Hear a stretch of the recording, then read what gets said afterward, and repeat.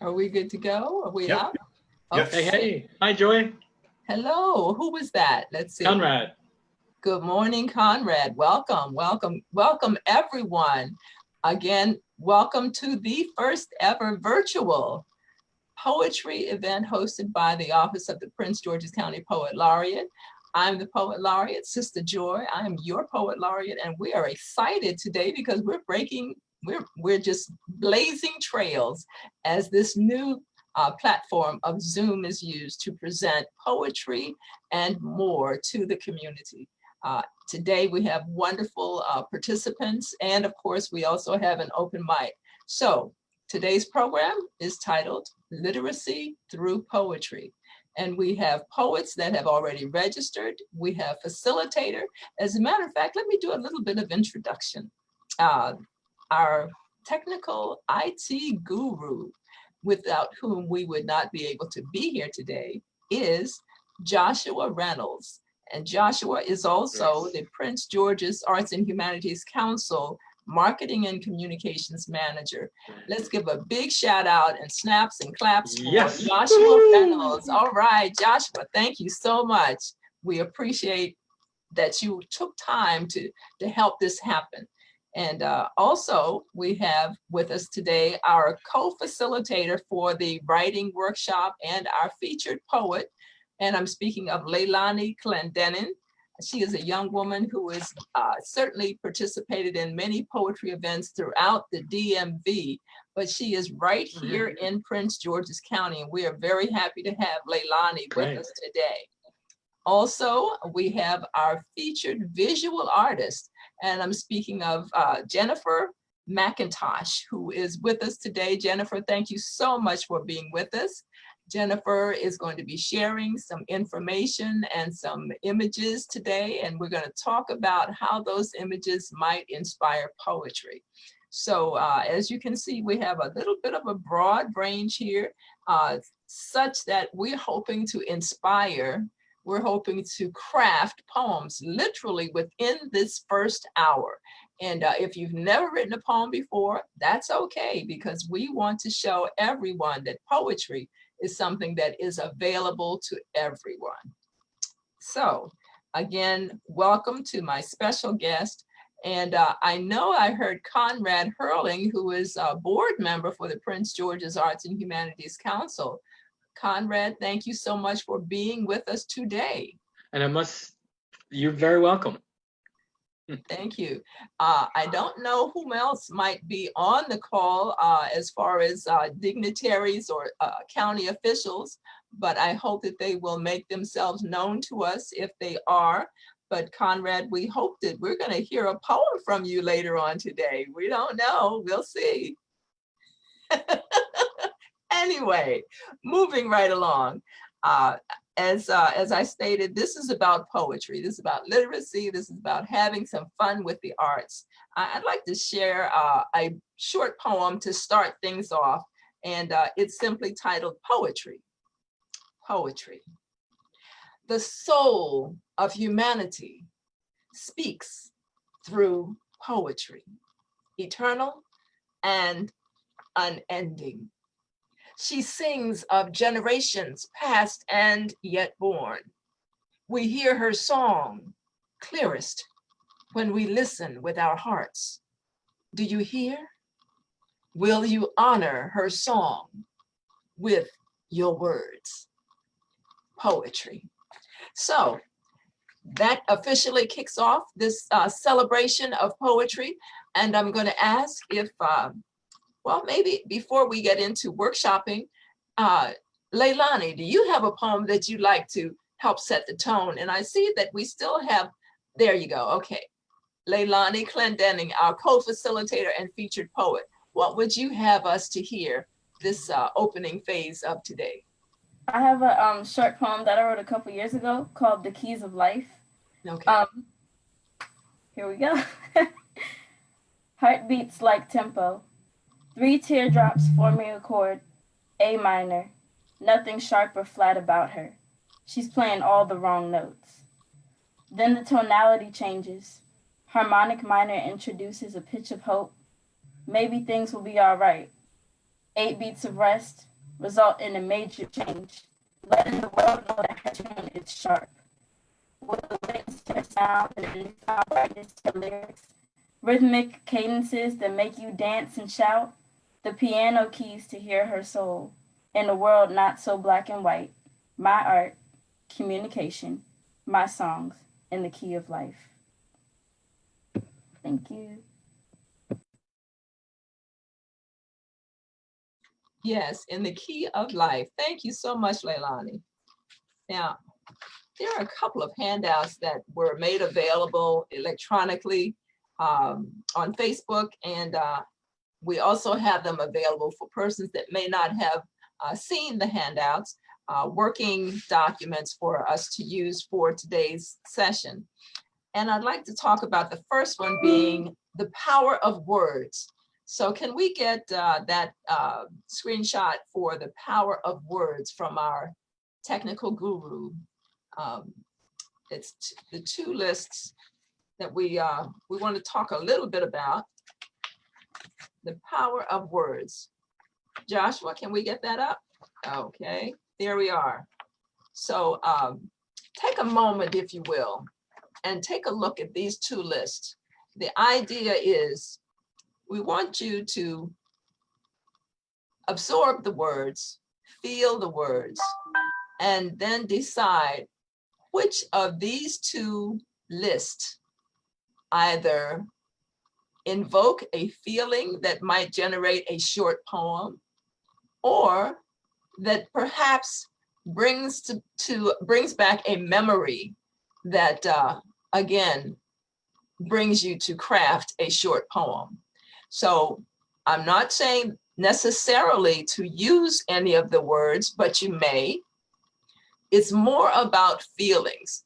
So as the prompt says, what feelings or memories do these words evoke?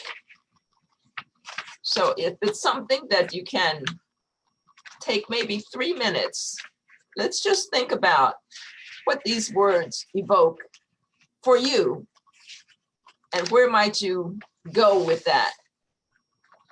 What feelings or memories do these two lists of words invoke in you? And then for the next 3 minutes, let's give it 3 minutes, because we're just going to do 5 to 7 lines.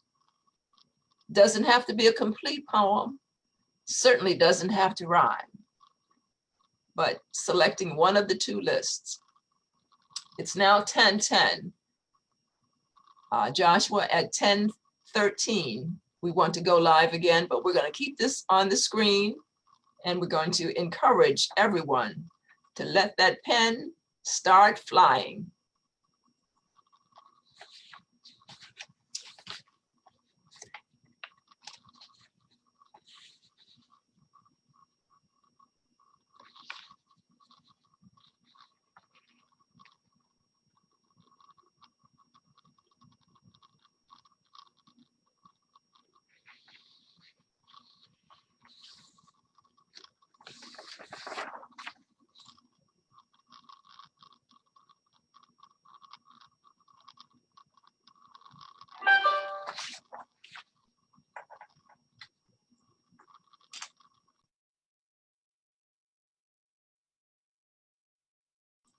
If anyone has a question, just chat me in the chat box.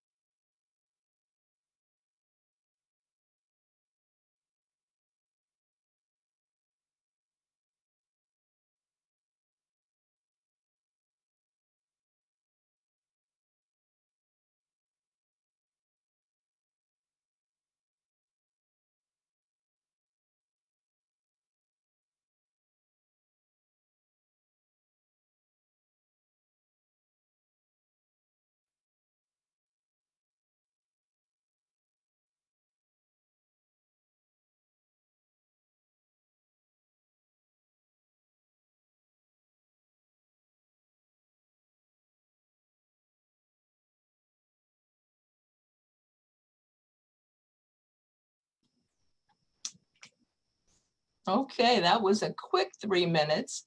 And we realize that people are still writing, so please do continue to write while I take this opportunity to introduce one of our special guests. And we're very happy to see that Senator Melanie Griffith is with us today. Senator Griffith is also the Deputy Director for the Prince George's Arts and Humanities Council. And perhaps she would care to say a few words as just in encouraging our attendees for today's session. So if Senator Griffith would care to speak with us, we'd be happy to hear from her.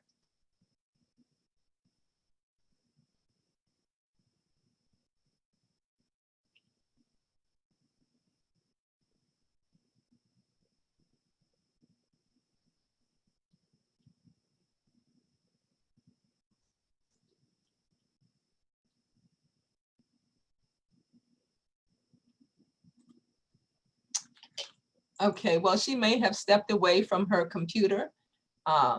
Let's move forward with the responses and reactions to this list. So Joshua, can we bring the crew back on, all the participants? We can take down this screenshot. And so now we have the opportunity to see and hear what words were crafted just as a very impromptu few minutes in response to words that are very focused in this list. So by show of hand, is there someone who would care to go first? Oh no, we don't. There we go. Beverly, disable your mute so we can hear you, Beverly. And okay. Hi, Beverly. Welcome. Welcome. Hi. Which list did you use? All right. Give me peace, Lord, as I struggle to understand why my skin color is still a problem. Help me, Lord, as the anger, hurt, and rage engulf my whole soul. That's where I left off. Okay, so you chose list number 2. I had 1, 2, 3, 4, 5 words from the list. From list 2, okay. Yes. Yes. Okay, very good. Thank you, Beverly. Do we have anybody else who would care to step in the waters?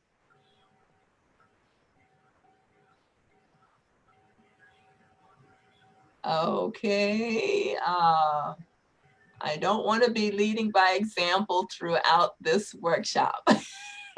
So we're gonna move. Okay, Leilani. Thank you, Leilani. Okay. Honor and obey. To keep the faith, you must honor and obey. But do we have the right teachers?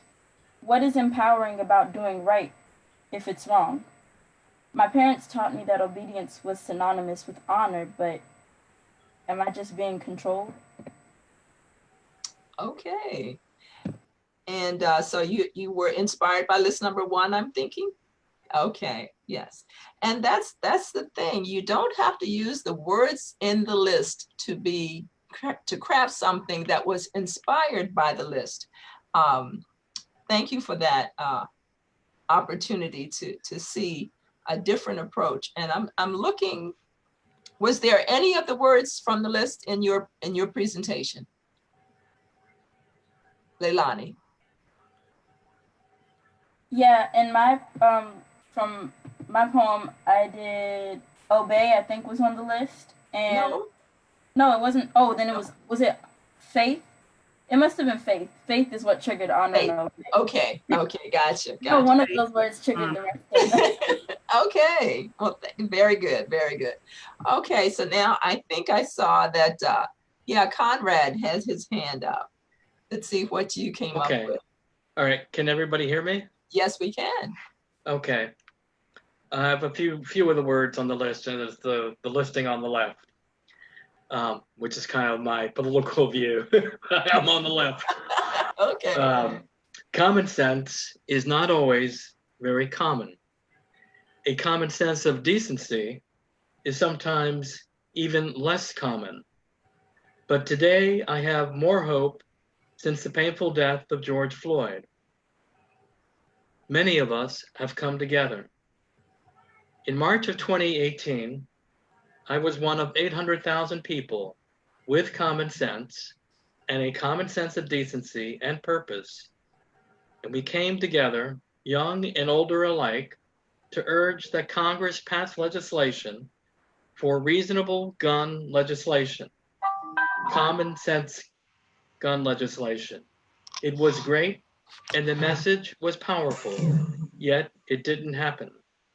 This year, after the horrific death of George Floyd, thousands of Americans of all colors and races have marched together, not just once, not just twice, every day. There is an energy which empowers all of us and broadens our insights. Peace is not easy to achieve, but it is essential. Our housing, energy, social concerns, rational police, and economic opportunities, it all goes together. African Americans, Latinos, and Native Americans do not have access to, or as much access to, decent, affordable housing, and jobs. Access to jobs that have decent incomes. And as we have read, the average African American take-home pay is 1/10 of the average white person. And I have nothing against white people, but there needs to be equality of opportunity, of income.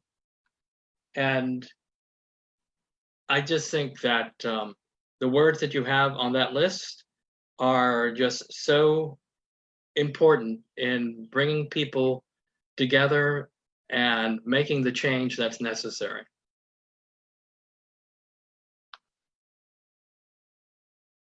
And I know that's not exactly a poem.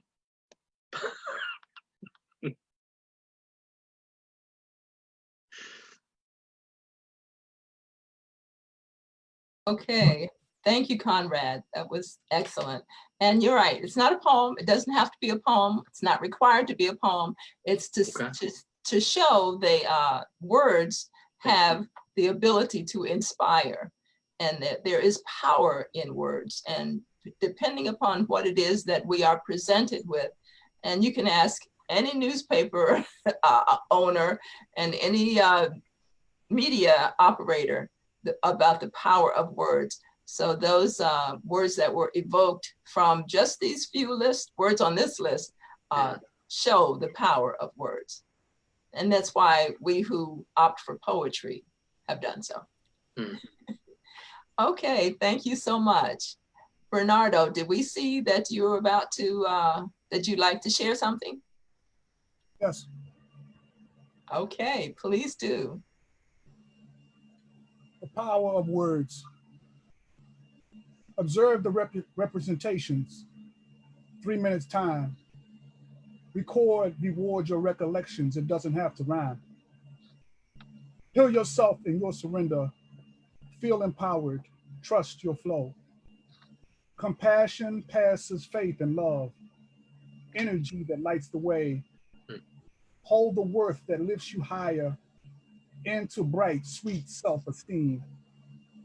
It's up to you to guard your values. Faith will take you through the valley to the peaks of peace and love. Insight through dark places stumbled. Understand to rise above. Empathy will send you homeward, where the honor comes from word. In the beginning was the word, and the word was. Beautiful. Very good. Thank you, Bernardo.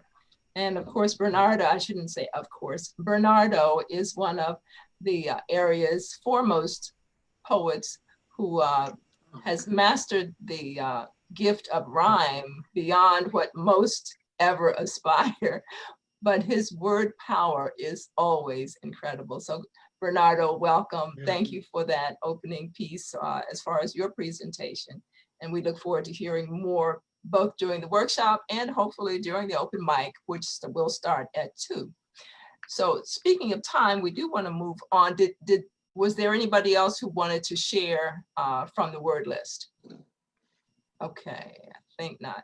All right, I just scrolled through and I saw that we have some friends on here that I had not seen previously, but for all who are visiting and participating from Camp Springs, Brother Bailey, and to Florida, Jacksonville, Florida, Dr. Hicks, and Wow. all in between. We have many who are on this call, on this Zoom event, and we're very, very happy to see that we've reached far and wide. Now we have the opportunity for Leilani to present a writing workshop segment for us. Leilani, would you care to take over for now? Can you all hear me? Yes, we can. Okay. So my portion of the workshop kind of piggybacks off of Sister Joy's. I wanted to talk about the power of storytelling and then subcategory controlling the narrative.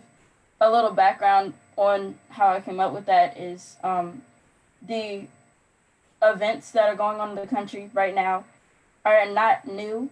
It's just that they're more in our face now. And I think it's heightened because of social media versus the news. And I was telling Sister Joy the other day that what my age group has found is that what is being portrayed on the News 4 channels and Fox 5 is not what is necessarily the truth. And for the first time in my experience with social media, is actually social media is my most reliable news source. Because on TV, you'll see protesters portrayed as, we're just villainous and we're just here breaking up everything. But then you go on social media and you see that the whole reason that these fights are starting or things that are getting broken up is that it's other people instigating. And historically, Black people, we've always used storytelling to keep our history. It wasn't a bunch of things written down, it was word of mouth. And there's a quote that I found a couple years ago, and it's when the lion, until the lion has a historian, the hunter will always be the hero. Meaning until we control the narrative, that the other person can always write their own story. So I think it's important that we understand identity, and then not identity just for yourself, but then identity in the sense of your place in the world. So the first thing I wanted to try is if everybody could try to write a short poem, again, 3 to 5 lines, and it's about your name. Because one thing I have learned is there's power in a name. Even when people brush off their name, somebody might be named Autumn and they think, oh, I'm just named after a season. What does that actually mean to you? Because your name sets the precedent for so much of your life. There's people prejudge you based off of your name. People already have an image of you in their mind. You give yourself an image of yourself based off of your name. So if you guys could, I'll give y'all about like 3 minutes to see. It's 1:26, so at about 1:29, 1:30. If anybody wants to share what they come up with, just any kind of poem, 3 to 5 lines about your name.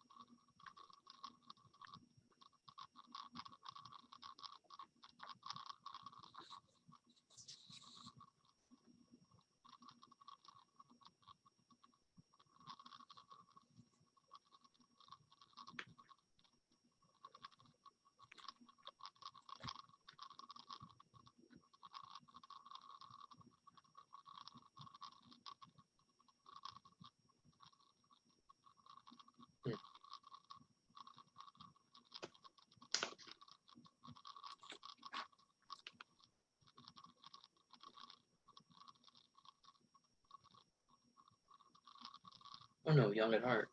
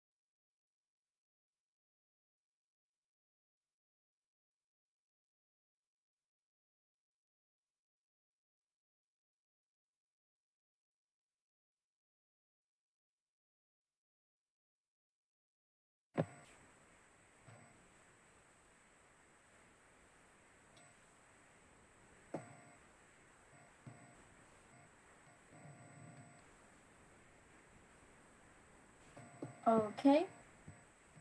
I see people are still writing. But if there's anybody who might be ready to share, you can go ahead. I'm looking to see if anybody's raising their hands. Oh, Sister Joy. Okay.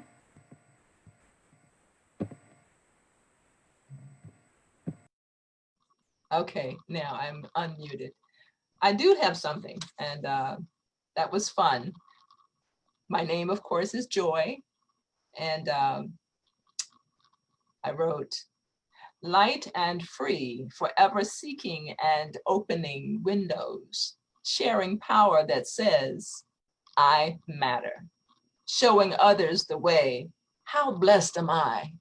What joy.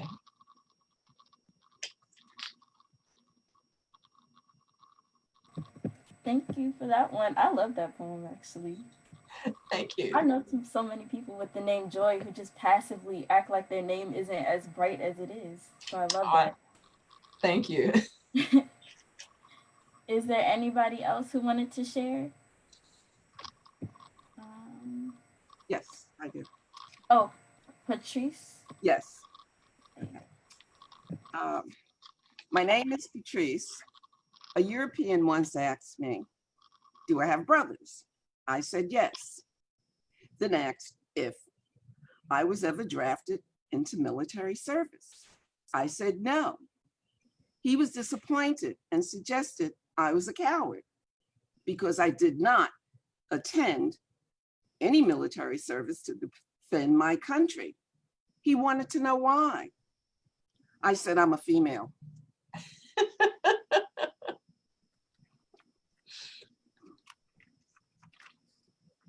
Thank you for that one. Okay.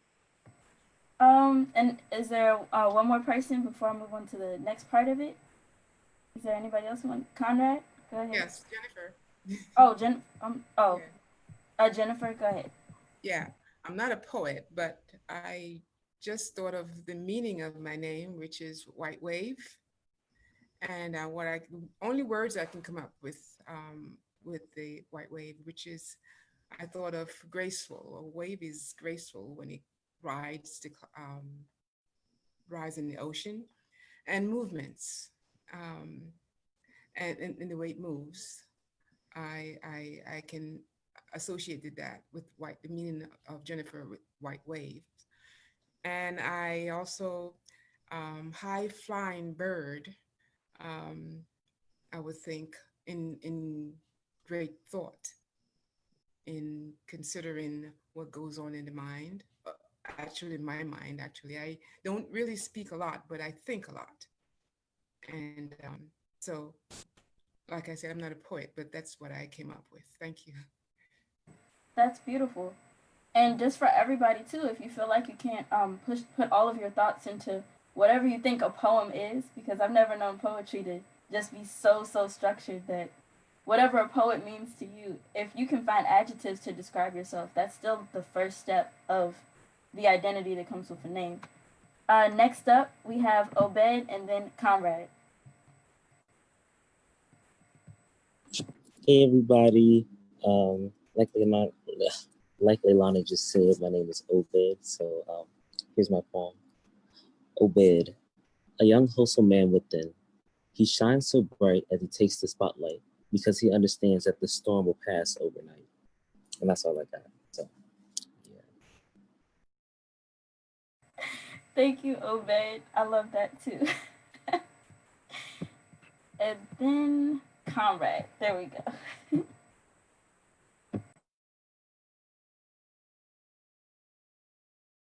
Gotta unmute. Okay, how about now? Okay, I see heads going up and down. Okay, that's generally a good sign. It's either that or you're totally crazy.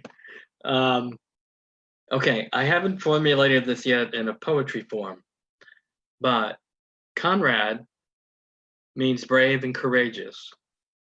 And it's spelled with a K because everybody always says K. I thought it was with a C. And I'm named for my grandmother. Her name was Molly Conrad. And she died, my grandmother, she died in 1918 during the last big flu, the Spanish flu as they called it. Eugene, I'm named for Eugene Victor Debs, who was brave and courageous and talked about decent housing, decent pay for jobs, and equality for all. And even though he got 1 million votes in, I think, the 1908 election, he actually received those votes while he was in jail. They were saying that his language was too outrageous. And then Hurling means young at heart. And I have to always remember that, especially as I'm getting older. Oh, excuse me, somebody at my door. Well, even though he's leaving, thank you for that, Conrad. And just he actually brought up a good point when he talked about the history behind his name too. That was another thing that I thought was powerful about writing poetry specifically about your name, because the fact that his one name just gave him a whole list of things that he can attach to in history. It helps him remember other things. It's not only the associations that your name has, but literally how you can shape the power of your name based off of how you live your life too. Just prime example, I've never met anyone else named Beyonce, but I know if I ever did, I'd automatically go, oh, do you want to be a singer? Oh, are you an actress? Are you this or that? So I think it's something just food for thought, just for everybody, just to always, if you don't hold on to anything else, like try to find some understanding of the power of your name and what that means for you as a person in this world, whether it's shaped your experiences or whether it can shape your future. And am I out of time? I think I am. Well, thank you, Leilani. That was excellent, excellent. For those that have started your poetry, I hope you will come back to it a little later, perhaps after the workshop session is over. And keep in mind that this series that we're kicking off today, this virtual series, is going to be monthly. So hold on to your notes, bring back, maybe when you come and join us again, a further development of your first stab at that poem and see what happens over the next 30 days or so. But we want to always encourage poetry. We never just sit down and write a poem and then that's it. We craft the product, we edit it, we move words around, we add words, we change the order of words, we change the order of lines, we scratch out words that we thought were so dear and so perfect when we realize that another word or phrase is better at conveying our thoughts. So this is what poetry is really about. Understanding that the poem actually is a living thing. You give it life, you give it birth, and you want, just like with your children or anything that's special and dear to you, you want to have it as excellent as possible. You want it to shine as brightly as possible. or if it's a poem about pain, you wanted to go as deep in the valley as you can. So understand that what you craft today is just the tip of the iceberg. Now, we are also talking about ekphrastic poetry, which brings art, visual art, into the subject. So we're talking about ekphrastic poetry, first of all, is poetry that is inspired by visual art or a visual item. We have a visual artist today who is going to make a presentation, part of it on video, and then she's going to speak a little bit about her approach to art. But we're going to now transition to ekphrastic poetry, which is a means of creating poetry inspired by art. And I'm going to take a moment to introduce Jennifer Mcintosh, who was, as I think she alluded to, was born on the Caribbean island of Jamaica. She is, her favorite pastime is drawing and painting using pencils and watercolor. She attended the schools in St. Catherine, Jamaica, and upon entering the United States as a teen, she studied throughout her high school years and has taken art instruction both at Prince George's Community College and Howard University. There's too much information for me to read everything, but Jennifer Mcintosh is our very capable and qualified visual artist today. Jennifer, welcome, and please tell us about your presentation now. Unmute yourself. Unmute. Okay, sorry about that. Is that okay now?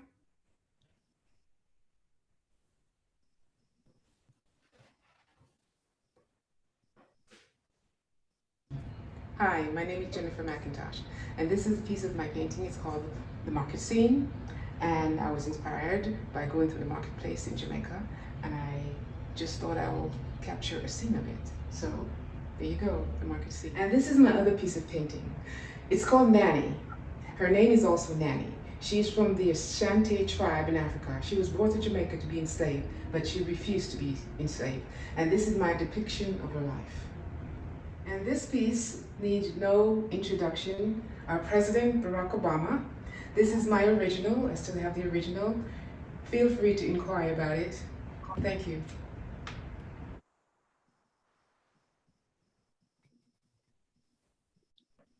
Jennifer. Yes, hi, hello, thank you, thank you. I'm glad to present that to you guys.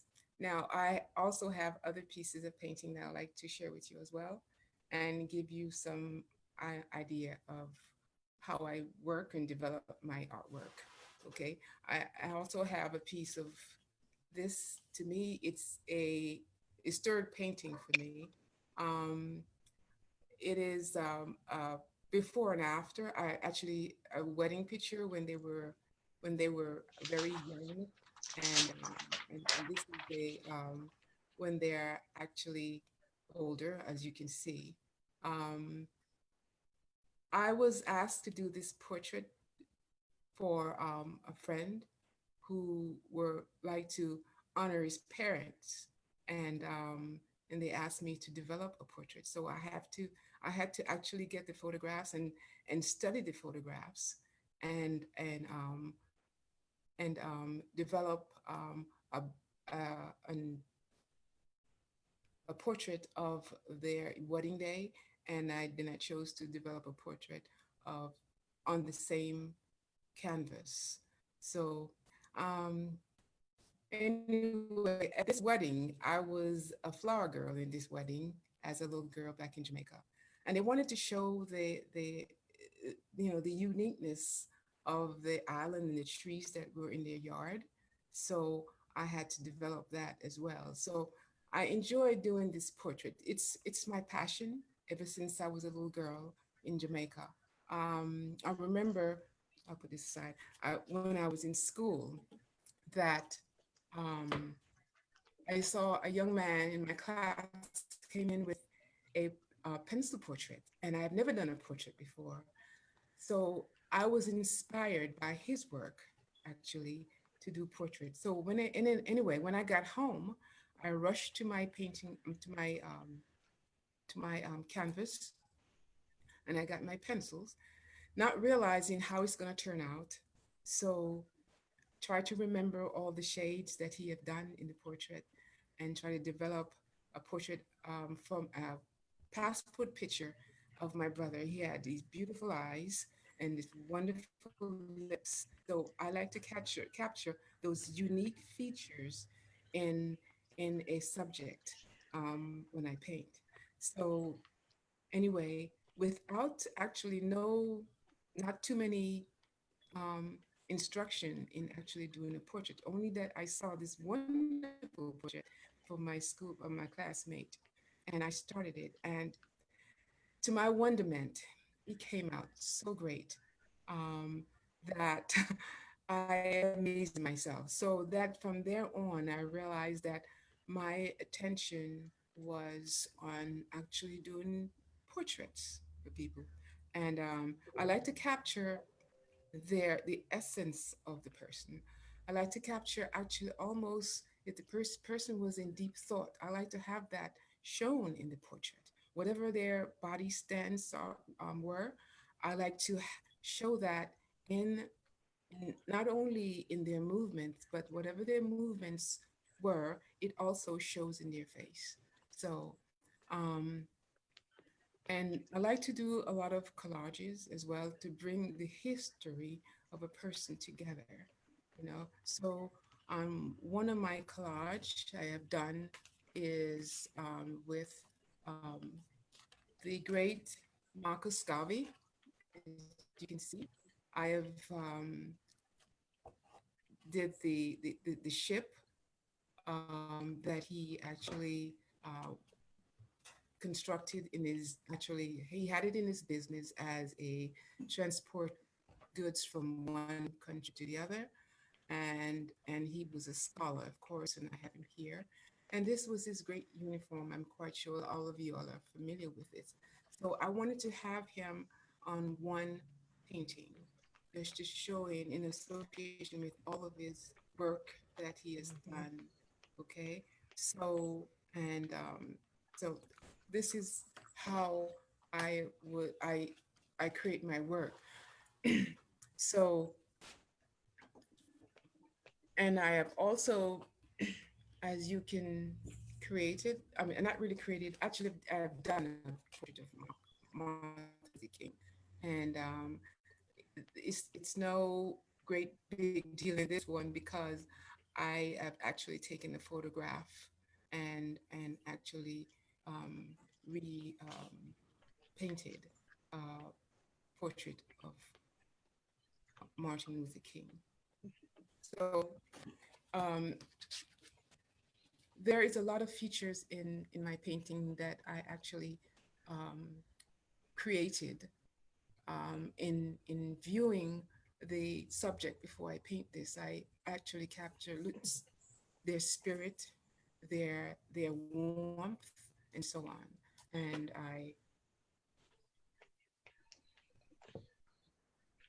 okay, and so a lot of my customers who have seen a finished portrait of mine after I finished it,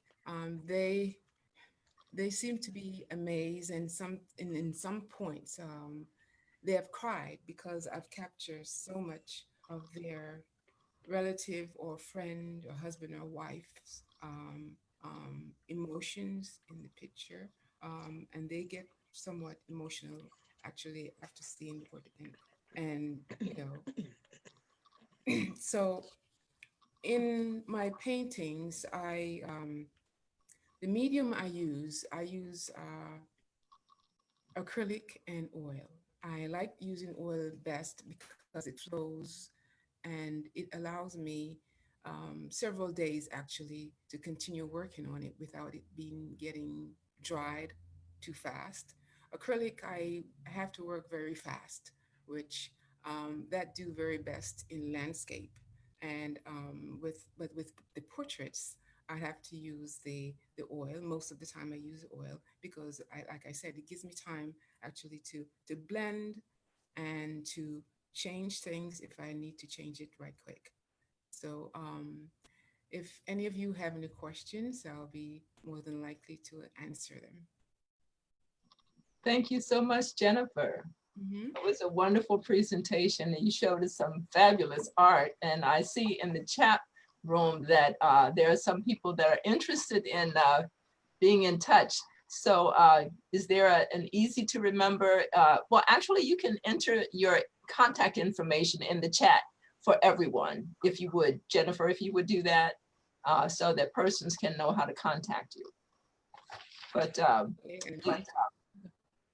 I do have a few words that I wrote with regard to the first image that you showed us. Yes. And that was the couple. And I simply titled it The Couple. And it's by no means a completed poem, but these are the words that perhaps I'll come back next month with something actually closer to complete. But the words that I wrote for the couple are: then and now, the years, a beautiful journey. This is family. This is togetherness, loveliness, a rich life through love, partners for life. So those are the words that I captured just being inspired by your beautiful art. And I'm gonna see what I come up with between now and next month, because I really love that piece. It's a beautiful piece of art, and I hope that I'll do it justice. Okay, that sounds great. Yeah. Anybody else have something they'd care to share for that was inspired by that, any of the pieces that she shared? That's not a poem, but it's rather a comment. You do excellent attention to detail. Very good eye. That means eye-mind constant connection is tight. I want a portrait.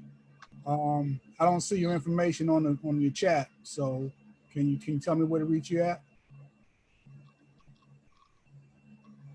Jennifer, can you type in your contact information in the chat box? We can't hear you. Yes, I'm doing that right now. Okay. I'm putting my email address and as well. Okay. Yes, thank you so much.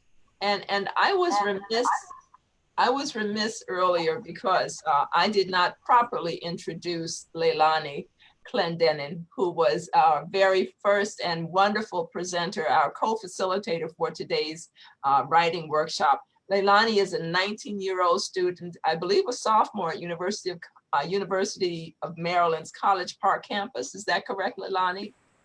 I'm actually a junior now. Well, I'm going into junior. I'm sorry, I forgot to correct that. Okay, so she's a junior. It shows that you're majoring in vocal and theater arts and you're a graduate of Suitland High School right here in Prince George's County. She is also a classically trained singer, having performed for President Barack Obama and other dignitaries on the National Mall at the Smithsonian's African American Museum. She recently performed a duet with the famous opera singer, Carmen Balthrop. Leilani was a 2017 and 2018 Prince George's County Youth Poetry Ambassador, giving back to the community through various outreaches.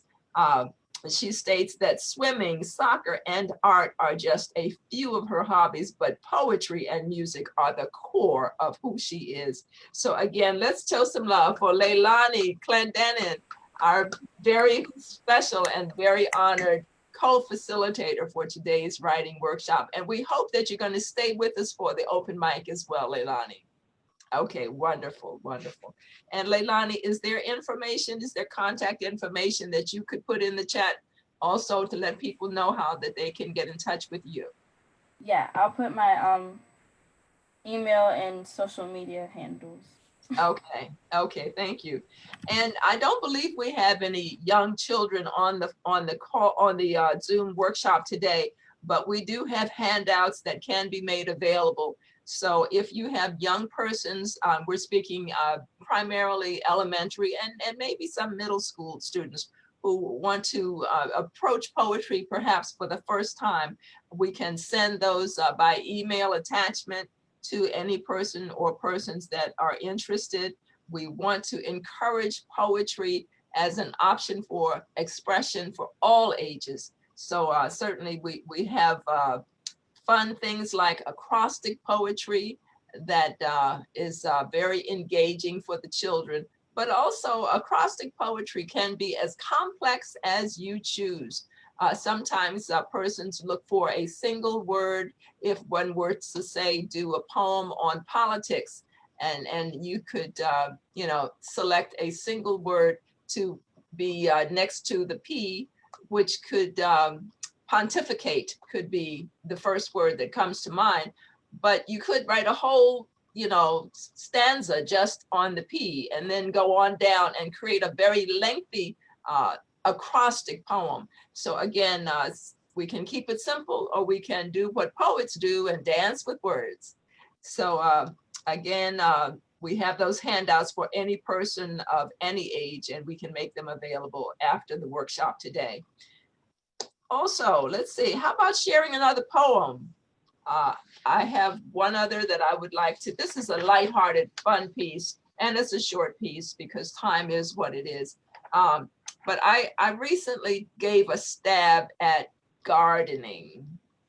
And I mean, just very tenderly stepped into, touched my toe and quickly learned I don't have green thumb. I just don't. Anyway, this is simply titled Gardener's Lament. Gardener's Lament. My garden has fallen prey to nocturnal beasts that devour, apparently, all manner of green things. I am undone by their doings, for this gardening thing is new to me. So proudly did I purchase, plant, arrange, and irrigate, weeded even, articulated to neighbors how painstakingly I labored, only to find myself grocer for some vegetarian varmint with a palate for succulent petals. Gardener's Lament.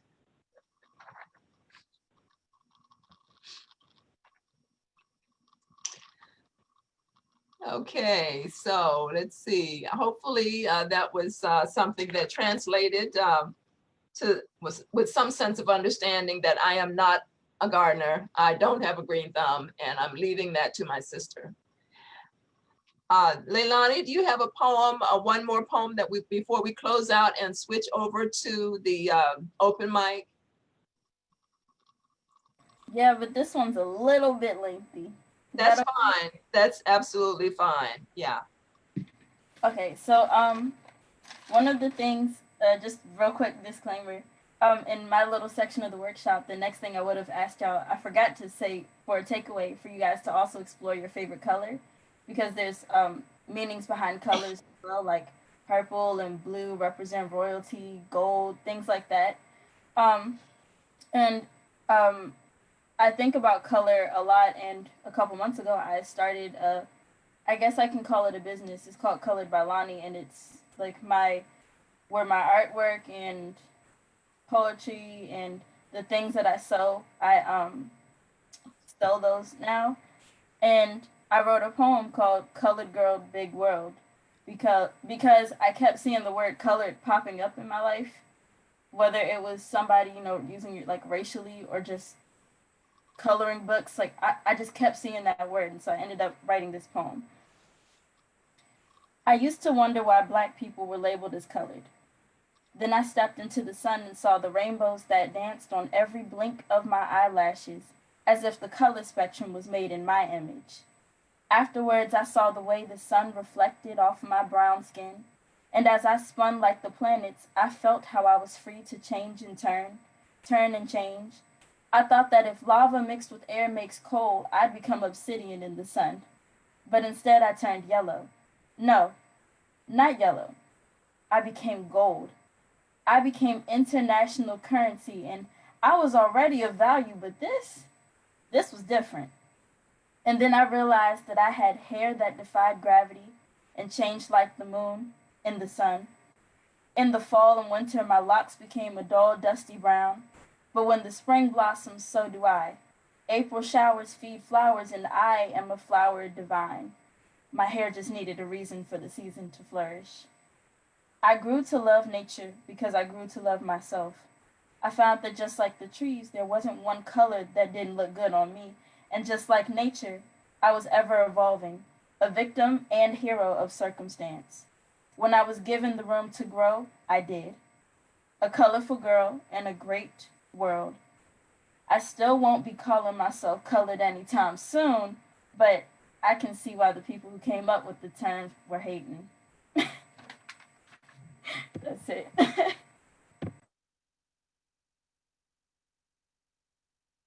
Thank you, thank you, thank you, Leilani. I love that. I love that. Yes. Color, like words, has power. Absolutely. And I would venture to say the more color you have, the more powerful you are perceived to be. So that's something that in this particular culture, in this society in which we find ourselves, I think that's a truism that is often fought.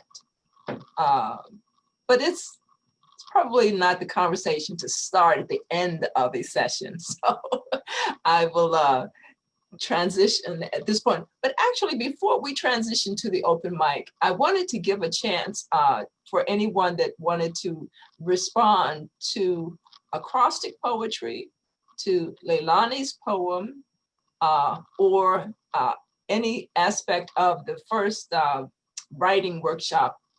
Is there anyone who would care to say something before we transition to the open mic?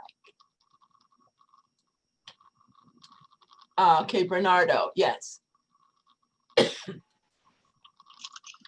Hello? First Yeah. of all, that's a very nice poem, Leilani. Big that, you know, coming onto the planet in 1955, once upon a time, we were colored. You know, we went through so many different evolutions to James Brown, Black and Proud, and coming into African American. You know, for me, I'm good with anything but the N-word, you know? So I'm good with that. Going back to your thing about the name, I can definitely relate to that. There is wisdom in that.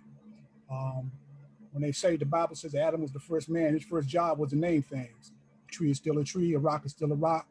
So when you solidify yourself in that name, my short poem, 3 to 5 lines, Bernardo, which is actually my middle name. But when I came out as a poet, I was first known as Brother Dre. Then I was a sing-song poet. And I evolved to find, when I asked God, you know, just because I wrote a poem doesn't make me a poet. But when the word keeps coming to you and coming to you and coming to you and coming to you, you know, I embraced it and said, okay, if I'm to be a poet, what will I be known as? What would be my name? And he says, it's already there in your name. It's right there in the middle of Andre Bernardo Taylor. Bernardo. So Bernardo, who I grew to, turned into going home. Someone noble, creative, generous, kind, and strong. Brave like a bear with a lion's mane. Bernardo is my name.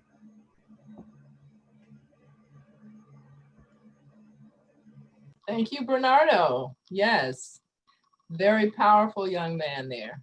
Okay.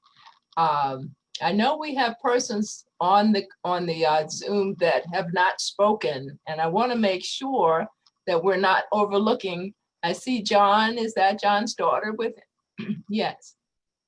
Would you care to speak in any capacity? Would you care to share in any way? John Bailey is here with his daughter. At least give us your daughter's name. I know she's one who is interested in poetry. Unmute, please, John. Yes. Yes. How are you? I appreciate this. This is a wonderful thing. You know, I definitely support you in everything that you're doing for our community. My daughter Evelyn, yes, she's actually a visual artist attending Suitland High School at the CVPA program over there. Definitely wanted to make sure that she was engaged, and we you know, since she was small, we followed you, and she's done some poetry in the past. I think she's a little unprepared today to give a piece. However, definitely wanted to be involved in just support the program. I appreciate you. Thank you so much, Evelyn. Good to see you again. We want to make sure that everybody knows that we're going to do this monthly, usually on Saturday afternoons from 1 to 3, just like I did when last year when we were traveling the community, going from district to district. But we're going to do it by Zoom now. And we do have our next month's event is going to be, let's see, July 18th from 1 to 3 p.m. And we will be featuring the Alexandria, Virginia Poet Laureate, Kaniki Jakarta. So mark your calendars now and come back and workshop with us and participate in the open mic. And we'd love to have you again next month as well. Okay, thank you, John. And Dr. Hicks, I know you're, bye-bye. I know you're online. We're so happy to have you with us. Would you care to say anything? I know you may not have visual capability, but we'd love to hear a word or two from Jacksonville, Florida. Dr. Hicks?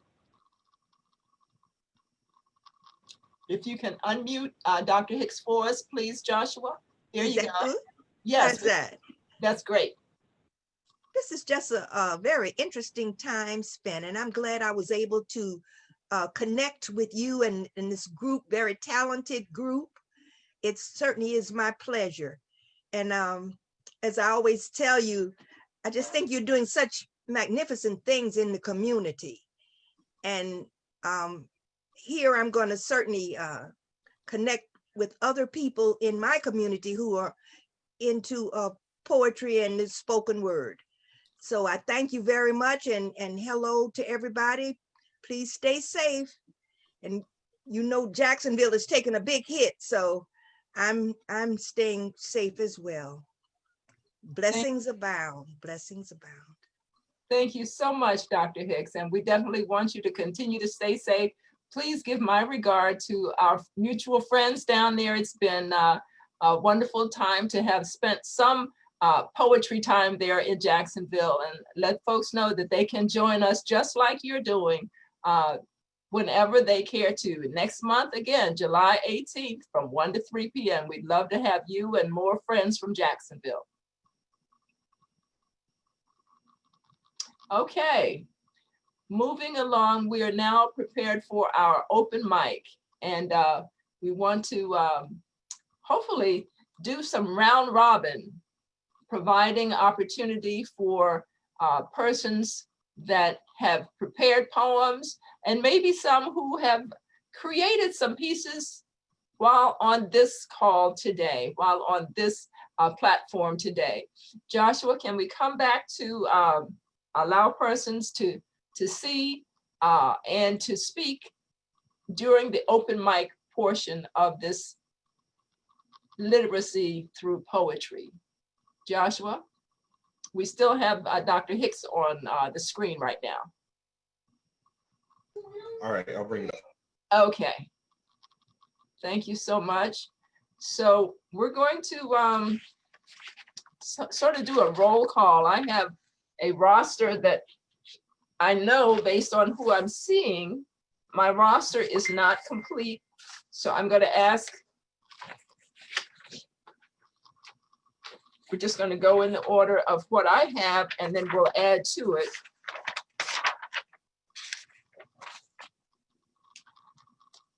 So I did not see Tawanda Anderson. She registered. Is Tawanda on the call? Tawanda Anderson. I know Patrice was our first person online.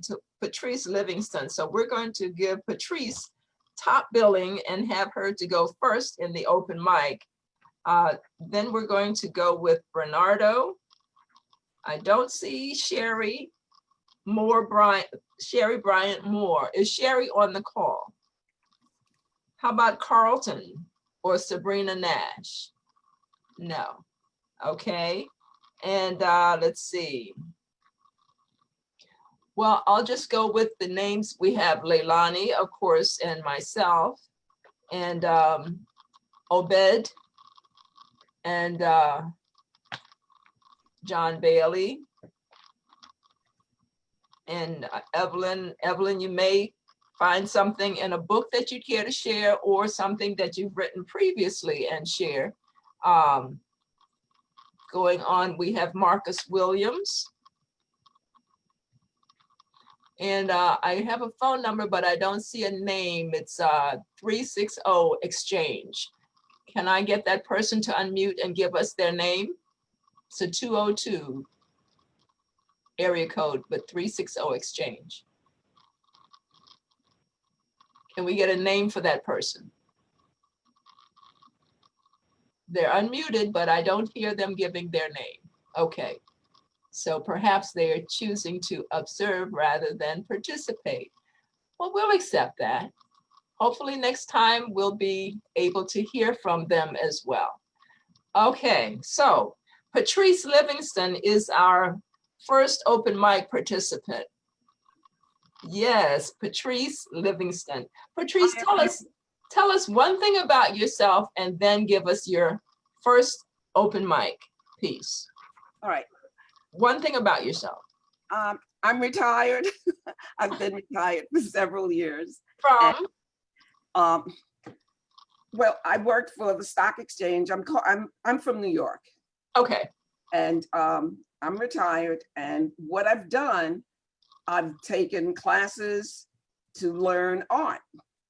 And I didn't know that, you didn't really have to have any type of ability in order to learn how to paint. So, I took photography, watercolor, oil painting, acrylic, you name it. Okay. Well, next time we see you, we'd love to see one of your creations. But Okay. for now, we want to hear one of your poems.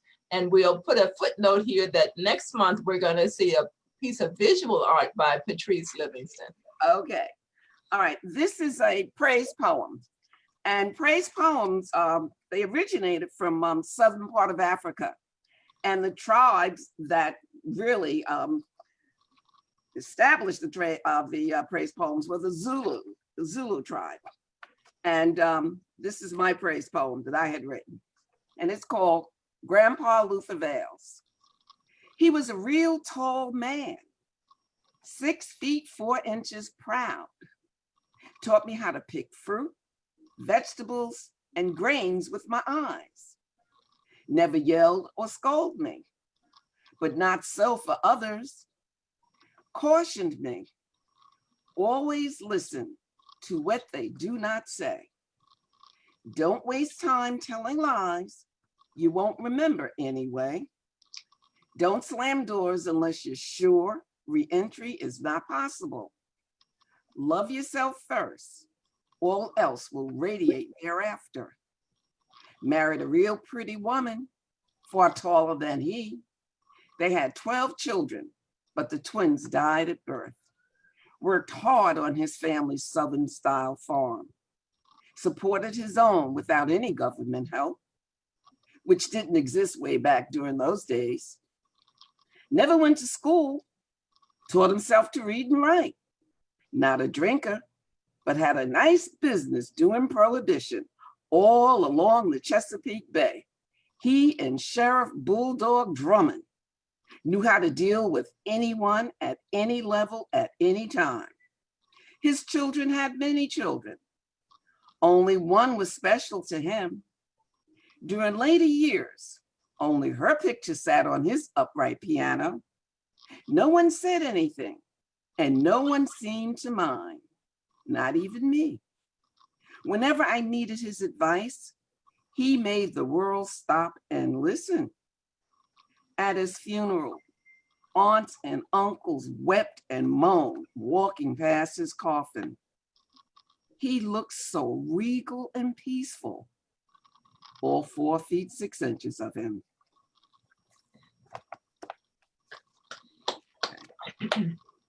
Oh, I love that. I love that. And of course, I love it when we get, as I like to call it, a denouement, that final line that is such the power hitter. But the poem was so very detailed and so wonderfully engaging. And that unexpected caption at the end was just wonderful. Thank you so much, Patrice. You're welcome. Okay. And so now our second presenter will be Bernardo.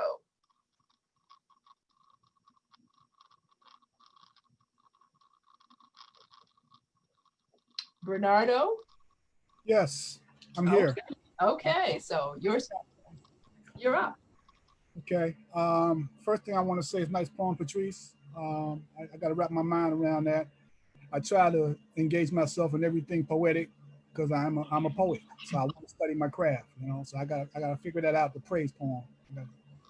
Anyway, for me right now these are important times that we're living in, and this is maybe a commercial, but I'll keep it brief. I got these right here,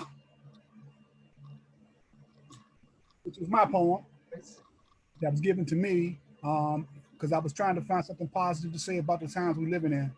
And it all comes back to us, kind of like Leilani was saying, it's about the young people in the street. It's about old people in the street. It's about anybody in the street that wants to see change. We are the ones who have to make the change, okay? So I give you 4 words forward. This is my shirt. It's for sale, by the way.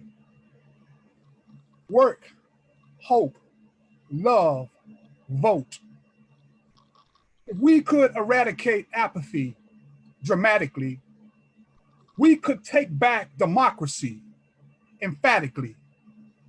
We could play a part in starting to reduce the tragedies. To vote is more than hope. It is strategy. Love could decrease the numbers of people who are left behind or hurt. It is not done magically, but by us doing the work. There are 4 words of note to quote: work, hope, love, vote. Thank you.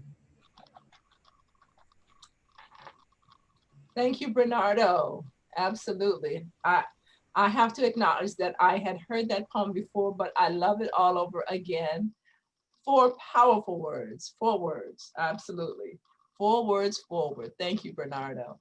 And you can certainly feel free to include your contact information in the chat room to let folks know if they're interested in your shirts. It's poet doing what poets do, trying to find a way to support this thing called poetry. Thank you, Bernardo. Okay. And now we have Leilani, our co-facilitator and featured poet. Leilani, what would you care to offer at this time? Like now I'm listening to everybody else's. I'm like, do I want to read this anyway? Right. I'm gonna do, okay, I love, this is my favorite poem I've ever written. It's a children's poem, but I love presenting it, so I'm gonna just do this one. Disclaimer, I'm a natural hair fanatic. It might be a little bit rough right now, but in general, I love hair. And so I wrote this poem a couple years ago called The Hungry Afro. And every chance I get, I will say this poem just because it's just lighthearted. And I hope it makes y'all laugh a little. And hopefully y'all get the references. Okay, The Hungry Afro. There once was a hungry Afro who felt like doing some picking. So he took off his do-rag and he headed for the kitchen. Now this Afro was big, so he needed a lot to eat. Something like Afro protein to give him a little more meat. I love the smell of butter in the morning, he said with a wide grin. Not that I can't believe, though. Only shea butter could fill him. So after he had his butter, the Afro wanted some seeds, and he said, not sunflower, though. Flax seeds, if you please.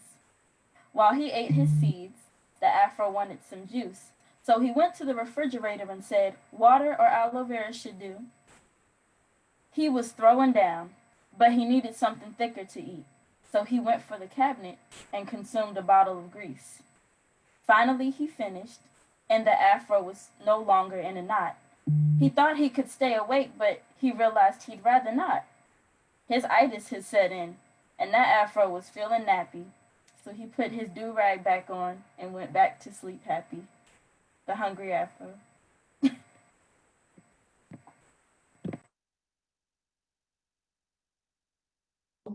Wonderful, wonderful. I love it. I love it. It's a cultural piece. I'm sure everybody can get it though. Yes, thank you so much. The Hungry Afro.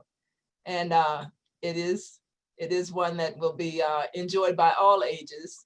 And certainly this is a time when we're seeing more afros. We're definitely seeing more afros. Yeah.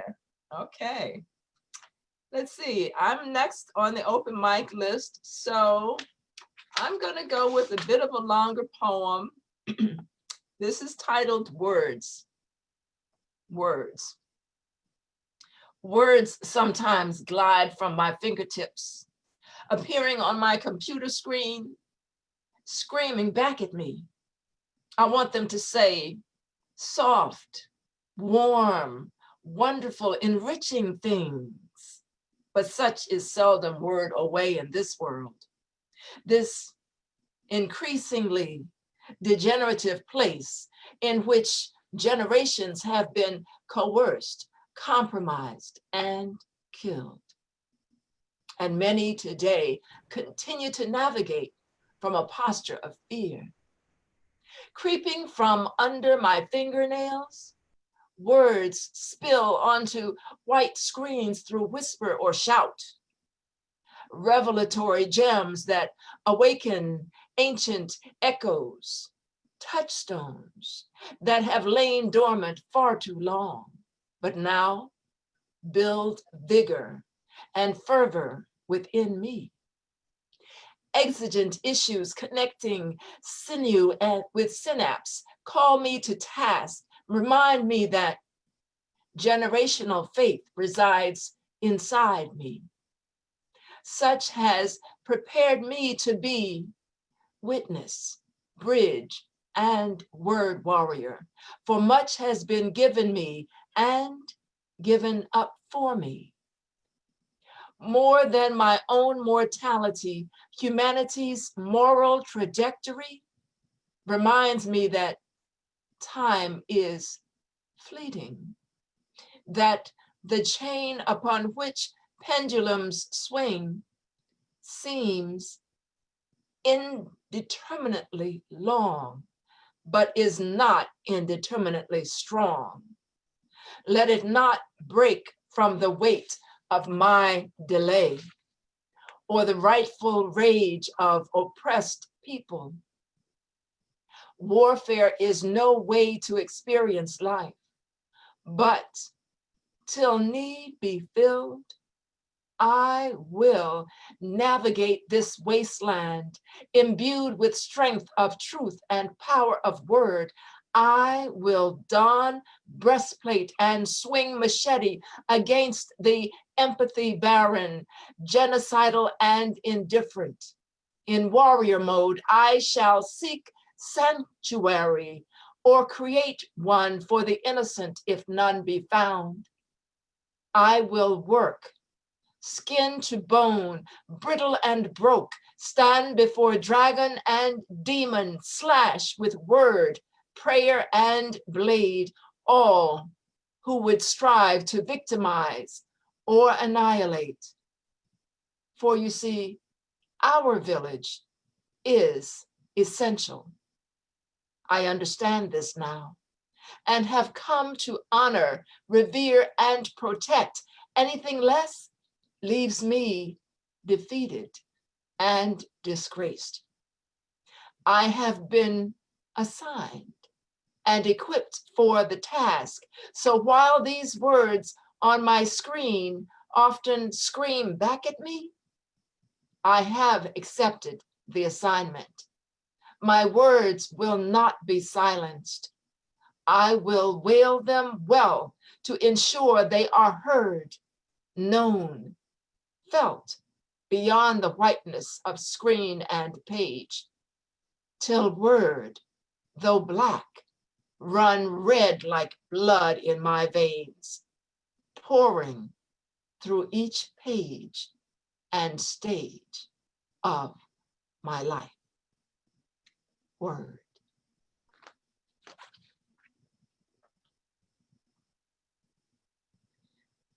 Okay, I hope you enjoyed that. And it will be in my upcoming book, number 4, Midnight Butterflies. Hopefully to be out before the end of the year. Obed, you're next on deck. What do you have for us today? Firstly, I would just like to say that was beautiful, and I'll be most definitely looking forward to that book. Yeah, I'll be on the lookout for that book. But yeah, I'm not really a writer, so I've only written my first 2 poems today. So I guess I could do the first one that we did, which was the first exercise, which was with the list. Right. So yeah, I chose list 2. Okay. So yeah, right, here we go. I'm sorry I hurt you in an unimaginable way. It's like putting a house afire. Oh wait, hold on, I'm sorry. In an unimaginable way. It's like putting a house afire or an off note in a choir. I'm sorry I hurt you. So yeah, that was the poem. Okay, thank you, Obed. And we're thrilled that we are bringing people to poetry. Yes, that's what we very much want to do. Persons new to poetry being introduced by this platform right here, then we're doing what we're hoping to do. And we hope that you'll be staying with us for the series. Every month, come back and see what you might create new, see what happens in between our sessions, and share what it is that you evolve, what develops. What you start today can be just the start. And we know that poetry kind of can be infectious. You know, once you touch your toe in the water, watch out. We're happy to hear what you have next. Okay, let's see. John Bailey, do you have something that you'd care to share?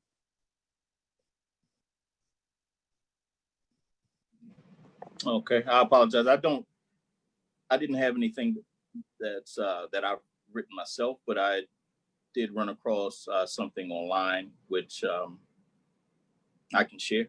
Yes, please do. I'm really proud of our young people stepping up and voicing their thoughts. So everything that I'm doing now, I'm supporting our younger people. So this one is saying, I am the Black child. This is the title. I am special. Ridicule cannot sway me. I am strong. Obstacles cannot stop me. I hold my head high, proudly proclaiming my uniqueness. I hold my pace, continuing forward through adversity. I am proud of my culture and my heritage.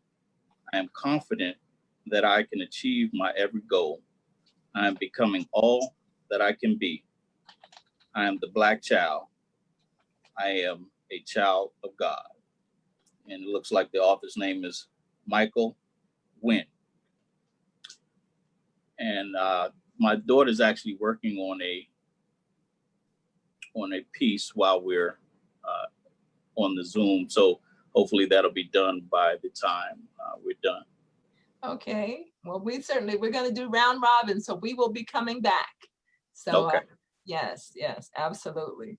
Thank you so much, John, for sharing that. And it is certainly always an option to share what we call OPP, other people's poetry. Yeah, that works. We only ask that you share the name of the author who wrote the poem. So that's in respect, and that protocol is proper to always share the name of the author of poetry if it is not yourself. Okay, and let's see, Marcus. I saw Marcus online. Marcus, will you be sharing poetry during our open mic? Yes. How you guys doing? I joined the call a little late, but I'm finally here. I was trying to talk during my acrostic poem one, but I'm glad we're doing this open mic right now. And I really love that poem, John. And I really do hope to hear more from you. I haven't given this poem a name yet that I have, but it's really about now. And I made some characters and I made it flow in like a story kind of thing. So do rag go. I'm just gonna name it 2020. Okay. I remember the rage, the insanity. I would think to myself, take your time. This isn't hatred. No, this is far, far worse. And for some reason, the young man just fell unconscious. This was a reoccurrence with our patients. It was like he couldn't finish his statement. Over and over, I began tapping my pencil on my lip. As you follow along, listen to my voice wholeheartedly and ever so clearly. My eyes were closed. Breathe in, injustice. Breathe out, injustice. I continually repeated the words of the meditation, but that's all it was saying. I opened my eyes and smacked the top of my radio. It said, seconds, minutes, hours, years.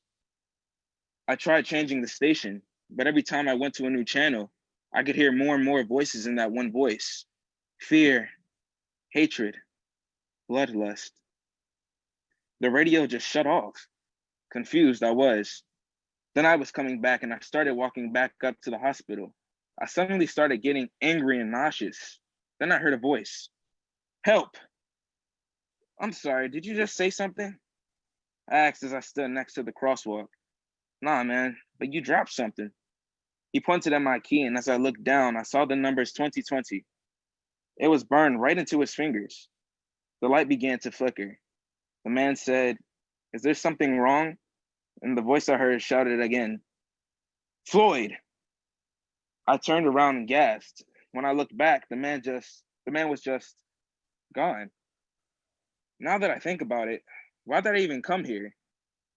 As I started walking back home, I saw a white figure in a dark silhouette that was pinned on the ground. The white figure had the engraving of seen, while the black figure had the engraving of unheard. It was so small and the engraving almost looked lifeless. I suddenly began to lose my breath and I was losing air slowly but surely. I guess I had passed out. When I passed out, the words embedded in my eyelid sadly wrote, the pain is yours to bear. When I woke up, I tried, but I couldn't even move my neck. My body hurt and I felt like nothing. I felt lifeless. I was in my own hospital. From my peripheral, I could see two others in my hospital. We would arrange people in the same room depending on their case. All I could look down and see was my nose. It was weird because I could see the 2020 written on my nostril. I closed my eyes and I heard a faded voice. It muttered, Taylor, and Ahmad. I thought to myself, what's happening? I could feel so much pain and I could still hardly breathe. My face began to shrivel up and I began crying hard. As tears rolled down my eyes, I could feel many people wiping them. Suddenly, they began to appear. One by one, they were revealing themselves. They all had members. Then they all had numbers just like I did. I started to realize the numbers began to represent a year.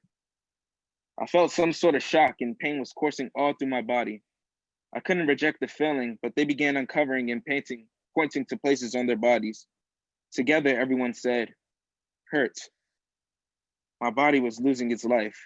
So many emotions, so much damage. It was hard to focus. So many things were going on at once. They all said to me, we are you. The TV turned on and it only showed people like me being harmed. All the way up to now, 2020. Everything I saw was inhumane. In the frame, I could see someone being kneed on. Everyone looked at me and said, his name was George Floyd. The people began to disappear and the others in my room both muttered, change. It seemed like they were feeling the same pain I did. We reflected everyone. Their pain is our pain. It's our duty to set the record straight. Peace is one of a kind. So why can't we be together? Change is the word. Thank you.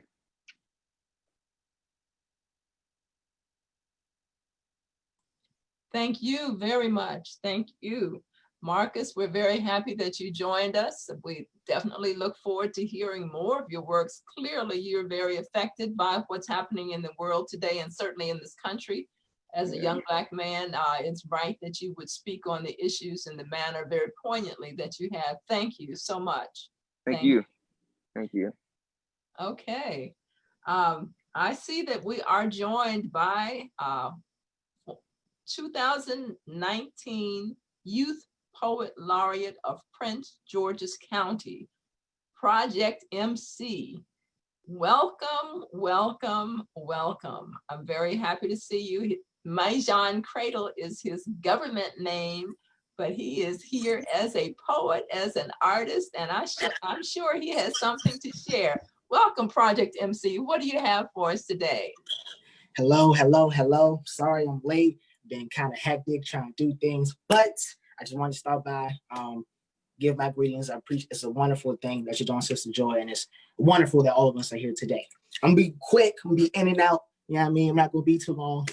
The piece that I have today for you all is something called What's Better Than Black. It's a piece I recently wrote, and yeah, hope you all like it.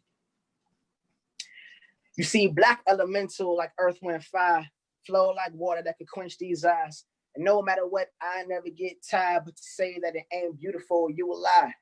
I know the mirror don't lie, but you do a miracle why.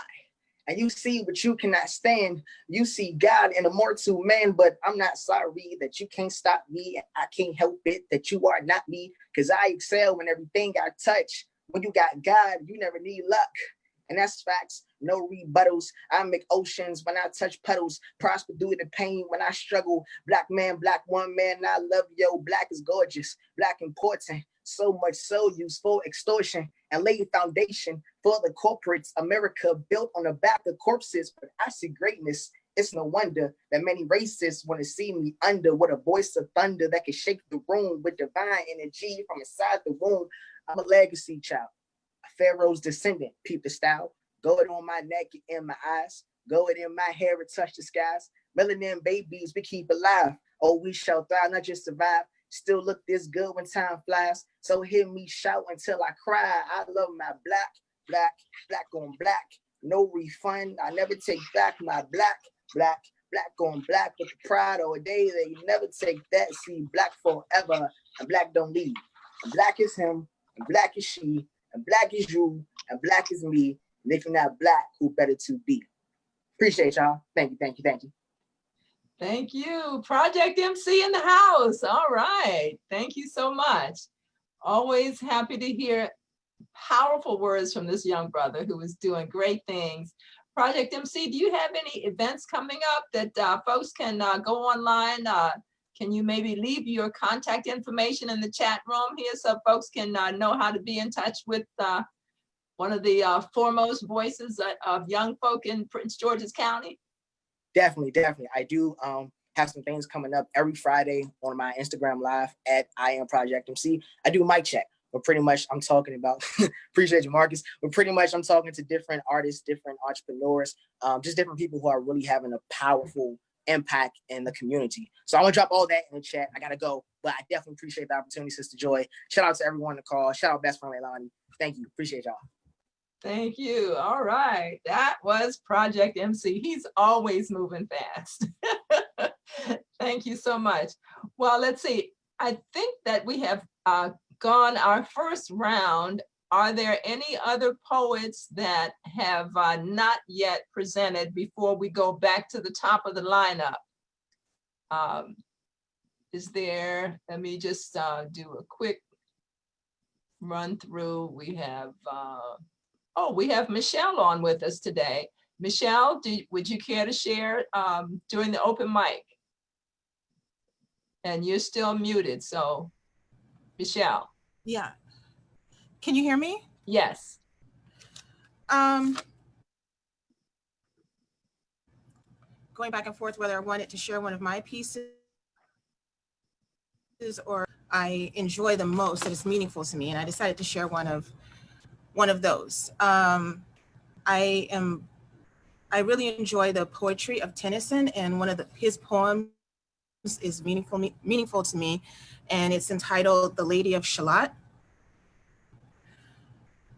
On either side the river lie long fields of barley and of rye that clothe the wold and meet the sky, and through the field the road run by to many towered Camelot. And up and down the people go, gazing where the lilies blow, round an island there below, the island of Shalott. Willows whiten, aspens quiver, little breezes dusk and shiver through the wave that runs forever by the island in the river, flowing down to Camelot. 4 gray walls and 4 great towers overlook a space of flowers and the silent island bowers, the Lady of Shalott. By the margin willow veiled, slide the heavy barges trailed, by slow horses and unhailed, the shallop flitteth silken sailed, skimming down to Camelot. But who hath seen her wave her hand, or at the casement seen her stand, or is she known in all the land, the Lady of Shalott? Only reapers, reaping early, in among the bearded barley, hear a song that echoes cheerly, from the river winding clearly down to towered Camelot. And by the moon the reaper weary, piling sheaves in uplands airy, listening whispers, 'tis the fairy, the Lady of Shalott. There she weaves by night and day a magic web with colors gay. She has heard a whisper say, a curse is on her if she stay to look down to Camelot. She knows not what the curse may be, and so she weaveth steadily, and little other care hath she, the Lady of Shalott. And moving through a mirror clear that hangs before her all the year, shadows of the world appear. There she sees the highway near, winding down to Camelot. There the river eddy whirls, and there the surly village churls, and the red cloaks of market girls pass onward from Shalott. Sometimes a troop of damsels glad, an abbot on an ambling pad, sometimes or long-haired page in crimson clad goes by to towered Camelot. And sometimes through the mirror blue, the knights come riding 2 and 2. She hath no loyal knight and true, the Lady of Shalott.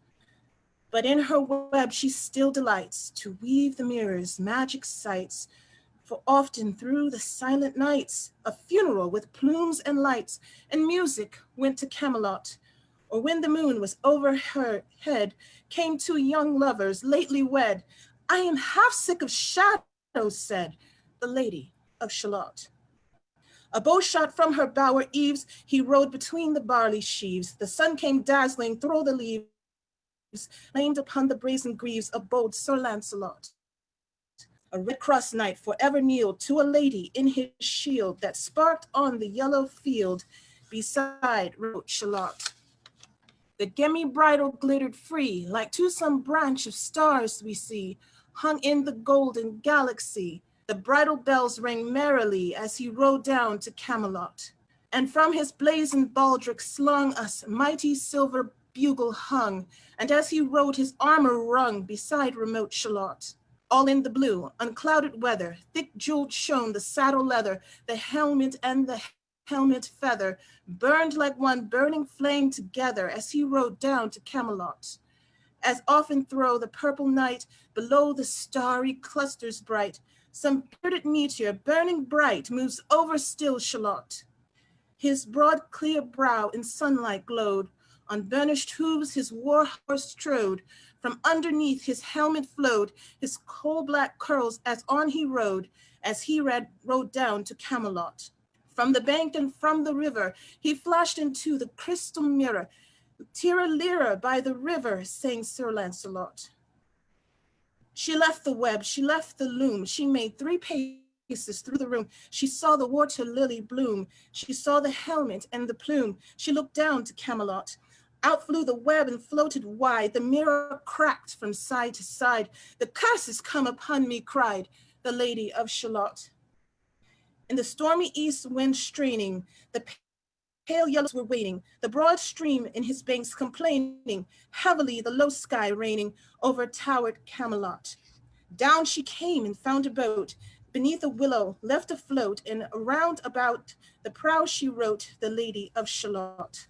And down the river's dim expanse, like some bold seer in a trance, seeing all his own mischance, with a glancy countenance, did she look to Camelot. And at the closing of the day, she loosed the chain and down she lay. The broad stream bore her far away, the Lady of Shalott. Lying robed in snowy white, that loosely flew to left and right, that the leaves upon her falling light, through the noises of the night, she floated down to Camelot. And as the boat head wound along, the willowy hills and fields among, they heard her singing her last song, the Lady of Shalott. Heard a carol mournful, holy, chanted loudly, chanted lowly. It was frozen slowly, and her eyes were darkened wholly, turned to towered Camelot. For ere she reached upon the tide, the first house by the water's side, singing in her song she died, the Lady of Shalott. Under tower and balcony, by a garden wall and gallery, a gleaming shape she floated by, dead pale between the houses high, silent into Camelot. Out upon the wharfs they came, knight and burgher, lord and dame, and around the prow they read her name, the Lady of Shalott. Who is this, and what is here? And in the lighted palace near died the sound of royal cheer, and they crossed themselves for fear, all the knights at Camelot. But Lancelot mused a little space. He said, she has a lovely face. God in his mercy lent her grace, the Lady of Shalott. So thank you, Michelle. Wow. Thank you for this Shakespearean sonnet. That was Tennyson. Okay, Tennyson, okay. Yeah, Tennyson, one of my thank you. favorite poems. Well, certainly a bit longer than what typically we encourage for open mics, but as a matter of fact, that was something that I had not addressed earlier. We do want to allow everyone to participate. That was quite engaging, so thank you for a wonderful reading. We generally do want to limit presentations to 2.5 to 3 minutes max. That would be a long poem. But that was beautiful, beautifully read. Thank you. Okay, our next presenter will be Bernardo. Bernardo. Yes, I'm here. I thought first, but I'm okay. How we do it? I'm sorry? I thought Patrice was next, but. Oh, I'm sorry. I thought, you're right. Patrice is next. Thank you, Bernardo. Absolutely. Patrice and Bernardo, you're on deck. Okay, I unmuted. I have a poem that I had written. It is a ekphrastic poem, and that comes from, it's a Greek term. It's about art. All right, so this is a picture of the poem that I wrote about. It's Frenato Boterio. His artwork is of people of corpulent size and whatever. Show us the art again, please. Yeah, can you hold it still in front of the camera, just very still. Okay, got it. Yes. Okay. Fernando Botero's, it's the dancer at the bar. Okay. Do I leave it up or? Okay. No, that's good. Okay. The painting subject has a barrel-shaped body, like that of a hippo's, smooth, silky flesh, and tapered tree stumps for legs, neatly packed in made-to-order tutu and tights. Her facial expression is neither happy nor sad, because its shape and roundness swallows all features. upper limbs like tusks, bushy underarm hair, and flowing wavy curls from head to waist highlight her cup-sized breast. Torso and lower limbs resemble animal parts gamers hunt and kill for sport, often to consume at festivals, national affairs, or annual feasts. In retrospect, this dancer is as graceful as any bunhead who stands balanced and erect at a mirrored bar, displays her arabesque to perfection, but impedes all else from view. This prima ballerina's talent, shown in Botero's composition of brushstrokes, lines, texture, and color, is beauty the eyes of the beholder are expected to see. Thank you, Patrice. And could you, now that we've heard the poem, can you show us the art one more time? Sure. Okay. Okay. Joshua, can you bring her back up, please? Okay, okay. Got it. Okay, thank you. You're welcome. Okay, and that very much supports our ekphrastic poetry theme for our workshop earlier. Okay, and now we are happy to hear again from Bernardo.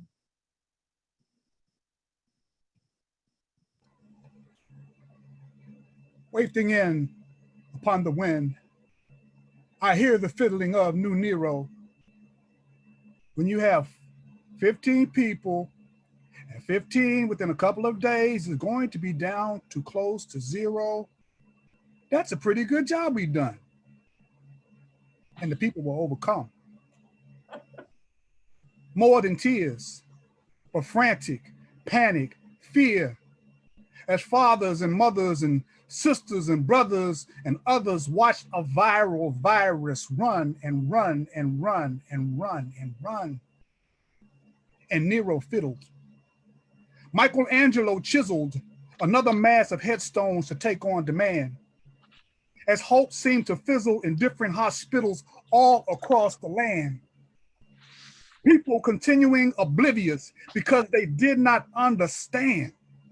Then overwhelmed because the leader had no plan, and Nero fiddled.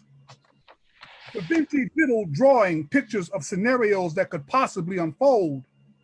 And riddled with such uncertainty, certain governors took control, doing all they could with what they had to keep their people whole. But the pretentious violinists seemed to have some other goals, and Nero fiddled. Paul Bunyan whittled another crop of wooden boxes soon to be deployed. Little by little, a whole lot watched while a democracy was destroyed. Agencies with acting heads kept quiet to avoid the contentious words and phrases of an autocrat annoyed, and Nero fiddled. Thumbs were twiddled by a Senate which had in it many members superficial, touting statements, spouting baseless claims with feigned credentials. So-called leaders, bottom feeders, liars, and cowards assembled. Honor vanquished to support one vain and temperamental, and Nero fiddled and fiddled and fiddled and fiddled, and little by little, a whole lot watched and heard lies hide the facts. 15 people, and the 15 within a couple of days is going to be down close to zero. I didn't say that. He mutters and glares as if those there were the ones who were lying on him. And he flails, "Fake news! You're nasty. You're rude." Storms out of the room to return to his brood and pick up the fiddle again.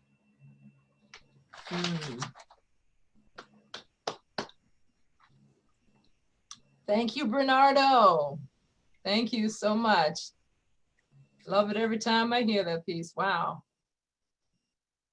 Okay. How about Leilani? What do you have for us next? Before I do that, I just quick question. If any of you guys have your poetry like written down that like you're comfortable with posting too, if you could put where like I could find it to read it again, because I definitely would like want to like challenge myself to like really analyze what you guys are saying, because hearing it once just isn't enough, you know. My next piece will be okay, we're gonna go with this one. You guys ever heard the term pound foolish? It was before my time anyway. It's something that I found out because of an episode of the Cosby Show. Pound foolish meaning, you know, too concerned with your weight, and you know, just you got the wrong self-image. So I wrote this about a couple people because I like to tell people stories through my poetry. So this is Pound Foolish. Age is just a number, but what's a figure to you? Are triple digits or single ones acceptable too? Because you need love when fat ain't just a symbol of wealth, but how do you expect him to love you if you don't love yourself? I knew a girl who was very pound foolish, age 13, and just about to lose her mind and everything around her. Because what she couldn't see is that at age 13, she was a real beauty queen. Wide hips, light skin, drinking with C cups, but a dirty mirror lied and a scale with one sum. A total of 3 digits to start her on a 3-step plan. Don't eat, lose weight, finally get a man. But the man never came, so where's my friend? Holy Cross Hospital, Silver Spring, Maryland. 4 diet pill overdose, a few hours later visited by the Holy Ghost. And I miss you, girl, but maybe in heaven you'll see that ugly is to the bone, but your beauty wasn't just skin deep. But age is just a number, so what's a figure to you? Are triple digits and single ones acceptable too? Because you need love when fat ain't just a symbol of wealth, but how do you expect him to love you if you don't love yourself? I am fearfully and wonderfully made, so they said. You were designed exactly how you should be, with the words they put in my head, that the darker the berry, the sweeter the juice would be, and that there was nothing better to be than me. So I took it to heart time and time again, and I kept my head in my books and focused less on my looks. And one day I walked into the wrong group of children, and I knew if I just stayed myself I would fit in, but they began to shout out words and sizes, and I ran to the nearest mirror and opened my eyes and realized there was nothing to be seen but a young princess who should have loved herself like a queen. So if age is just a number, what's a figure to you? Are triple digits and single ones acceptable too? Because you need love if fat ain't just a symbol of wealth. But are you really going to love him in hopes of loving yourself? Pound foolish.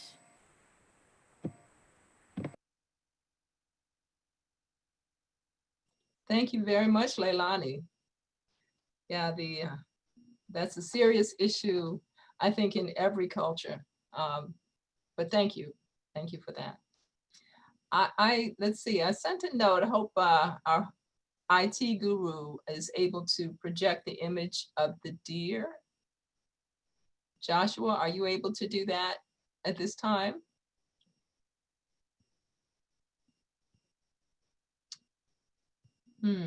Joshua?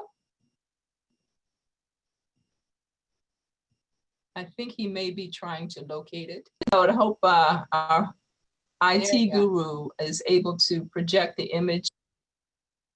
Okay, so this is a photograph that I took, which inspired the poem that I'm about to share. The poem is titled Suddenly. Suddenly, motionless, seemingly frozen at the forest edge, foraging, nibbling rather than gorging. Food is no longer plentiful here. You appeared just before noon, a time foreign to your feeding hour, but man has encroached and laid claim to your domain. So here you stand, majestic, elegant, and grand.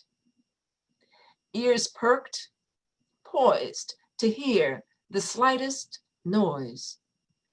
Ever alert to danger. Strangers in these woods mean trouble. A twig snaps, instantly you react, making tracks swift and silent. fast as lightning striking at dawn. I blink and suddenly you're gone. Suddenly.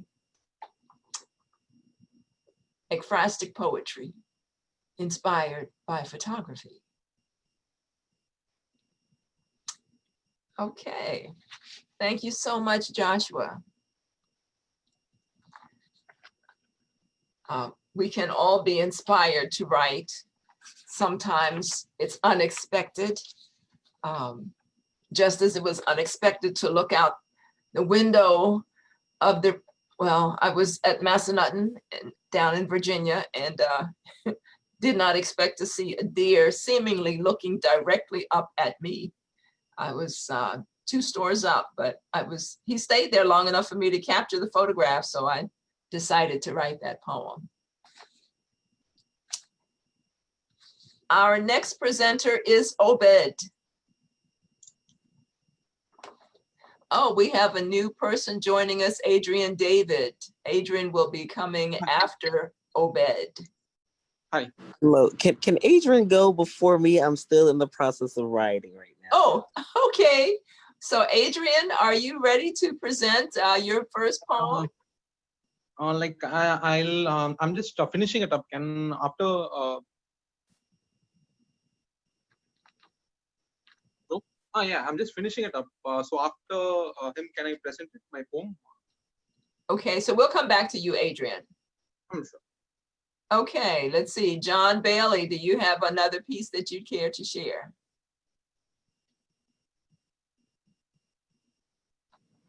My dad had to walk out for a second. Okay. Evelyn, do you have something you'd care to share? I do, but it wasn't completely finished. Well, we can accept it as a work in progress. That would be fine. Yeah, because what I drew was kind of inspired by what Miss Jennifer offered us. I really liked how all the photos that she all the paintings, all the drawings that she has done, it's very creative, and it really speaks out to the history of what's happened to any of us. It's really basically I tried to okay, just return. Raise it up a little bit. No, you come back to the camera. Come back to the camera. Just raise it up. There you go. Okay. I tried drawing her one of her drawings in the background. So yes, very good, very good. Oh, you're quite talented. Thank you. Okay. Right. And that is Evelyn. Yes. Thank you, Evelyn. Okay. And John, did you have another piece that you'd care to share? I didn't. I'm sorry. I've been on several calls. That's okay. I have to get to another event. No problem. I apologize, but yeah, we're going to break out. Okay. And, we'll be here next month on the 18th, right? Yes. Absolutely. Yes. Okay, and you'll get emails and Facebook announcements with all the details. So thank you so much for being with us. All right. My best to all the Camp Springs Civic Association members. Yes. Absolutely. Absolutely. Thank you. All right. And everyone, have a great day. Okay. Bye. Bye. All right. Our next presenter is, let's see, open mic. How about Marcus? Marcus, do you have another piece for us? Yeah, I have another one. This one's on my phone. Yeah, okay. I don't have a name for this one either. I don't really name it. I have trouble naming my poetry. That's okay. You can say Untitled. It's just Untitled. Back here again. Time to start over. This time I move with friends. How many times have I died? I lost count. The world changed and the people changed only but an ounce. How come I can't find any other dead people? I know there has to be somebody else that is this blissful. Blissful with ignorance and everything is repeated. How can you enjoy life being remain seated? Oh, you're like me, strapped by nothing. It seems that I've gotten a little bit too comfy. Wait. I've done this all before. Now I can remember that when I sat down, I never saw it. There was a raven on the chair as still as the earth's core. As I tried to poke it, the raven muttered, "Nevermore." Then it clicked again. Did I just die? I've died one too many times. Maybe this life I'll try.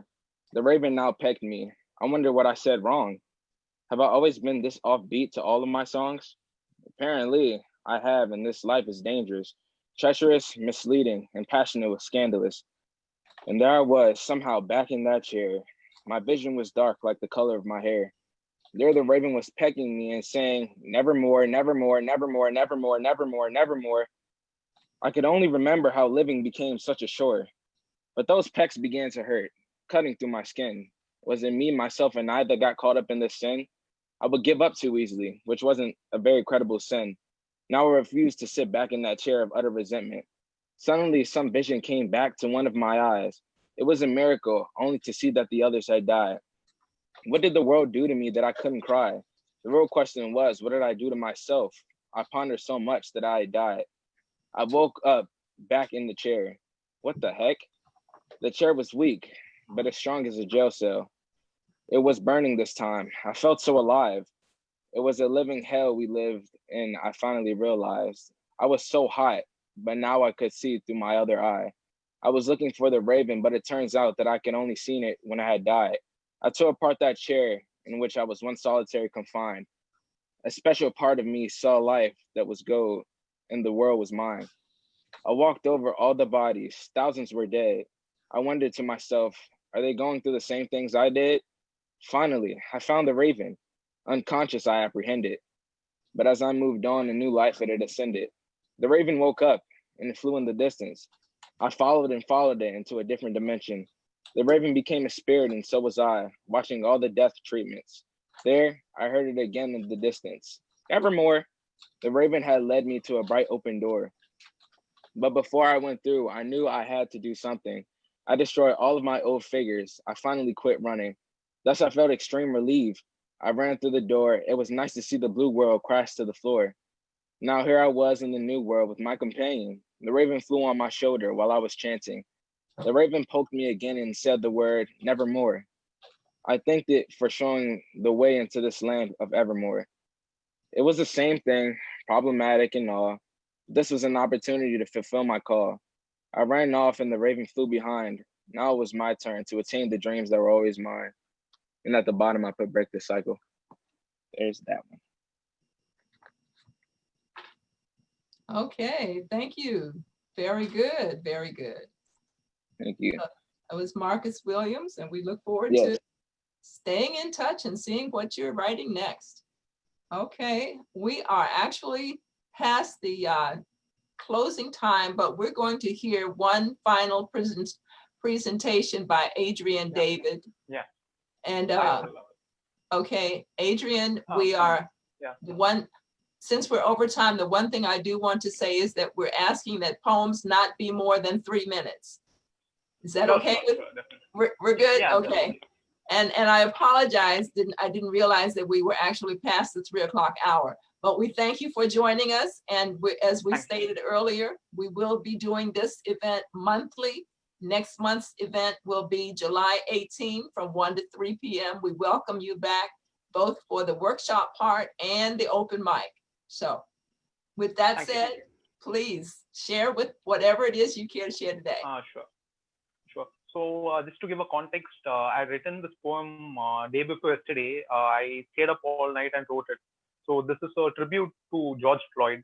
So I'll just read out the poem. It's called titled Suffocated. So I'll just read it out. I have a dream, fervently thundered a great brother. I can't breathe, helplessly cried another. Suffocated by hate, he pleaded for mercy till his last breath. 8 minutes and 46 seconds made humanity die a brutal death. Forget God, even the devil himself made man kneel, fishing the wounds of intolerance that never heal. After countless years of slavery, torture, and prejudice, the oppressed are yet to see the dawn of justice. People lynched, skulls stormed, crosses burned. Alas, how evil the world we live in has turned. The moment the color of your skin dictates how you're treated, in the battle against racism, we all stand defeated. Now's the time for us to rise up against bigotry and race. Shedding our differences, let's come closer and embrace. For as long as there's widespread hate and endless pain, how on earth can we make America great again? In loving memory of George Floyd, whose sacrifice won't be forgotten. Yeah, thank you. I am so very glad that we got to hear that.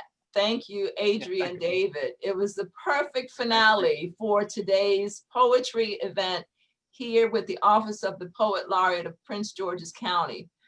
Thank you, Adrian. And I just, do you have other writings that people can find online on Facebook, or are you published? Can we unmute Adrian for 1 minute? Okay, Adrian, is your work available for people to read some of your clearly? So that's a poem I wrote 2 years back. So it's centered on the Holocaust. So I'll just post the link in this chat window.